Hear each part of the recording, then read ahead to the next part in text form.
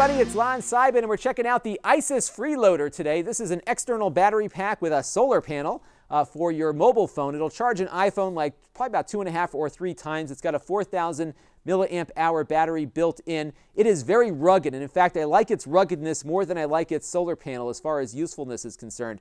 It comes with a nice thick rubber case and a strap, so you can kind of strap it to the back of your bag, so when you're out hiking or something, your solar panel can grab a little bit of extra juice for the battery. When you take the rubber case off, you have access to 2 of its charging arms, and you've got a lightning connector here for plugging into your iPhone and a micro USB connector for an Android device or some other device. You can charge, whatever a micro USB port will charge. And it's pretty useful in that both of these ports will output 1 amp each. So you've got basically a wall outlet amount of power going to the phone on both sides at the same time. Now, it doesn't charge an iPad as fast or a tablet. Those devices typically use a 2 amp connection, so it will charge those a lot slower, but you will get the full 1 amp to each mobile device that's plugged in. Now, on the bottom, you also have a USB port, so if you don't have one of these 2 connectors on your phone, you can plug in your cable down here and charge it that way. Now, you can charge 3 things at once, but it splits that 2 amps of available power by 3, so you're not going to get a lot of juice for anything if you've got 3 things plugged in at once. So 2 is probably the max that you should have plugged in at any given time in any combination. So pretty cool there. It's got a little display here for telling you how much battery life you've got left.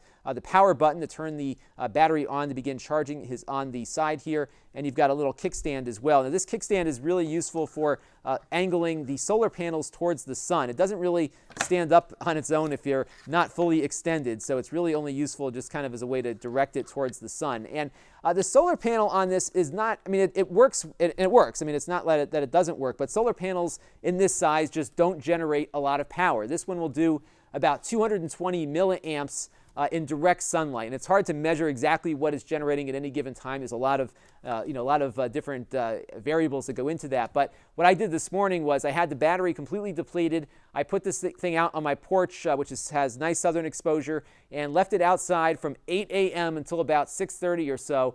So a nice long day of sunlight, and it got just under maybe half a charge. The little battery indicator was like hovering between 1 bar and 2 bars out of its 4 total. So it was about half a charge. It was able to get my iPhone from about 20% to about 60% before it gave up the ghost again. So really, if you wanted to get this thing fully charged all day, you'd have to leave this thing out in the sun for about 2 days to get the full charge. It needs about 18 hours or so of direct sunlight really to get that battery all the way up to its topmost point. But if you're out hiking all day, it will give you a useful top off that might give your iPhone just a little bit more to get through whatever trip you're doing. So it's not completely unusable. I just wouldn't expect this to be a fully off-the-grid device. And what you can do is charge it the old-fashioned way with its micro USB connector here at the bottom. And I actually recommend doing that just because really, if you're not going to leave this thing outside all day for 2 days or so, it's going to charge a lot quicker off the wire. Maybe you can buy your